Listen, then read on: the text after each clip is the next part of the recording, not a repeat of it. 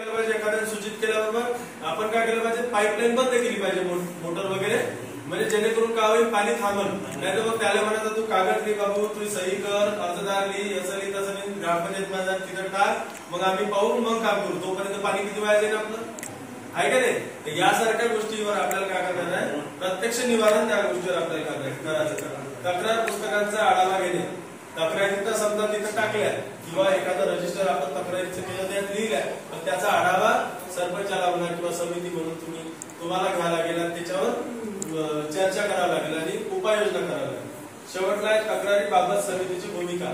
ही सर्व तुमची तक्रारीबाबत भूमिका असली पाहिजे, तरच तक्रार निवारण स्थापन करूनही त्याचा फायदा. नाही तर काय फायदा आहे का, नावासाठी आपण एखाद्या तक्रार निवारण बॉक्स घरला दिला लावून आणि वर्ष त्याला खोललाच नाही, पाणी तिकडे गळती होऊनच राहिलं, डास त्याच्यात तयार होऊनच राहिले वॉल मध्ये, बरोबर आहे.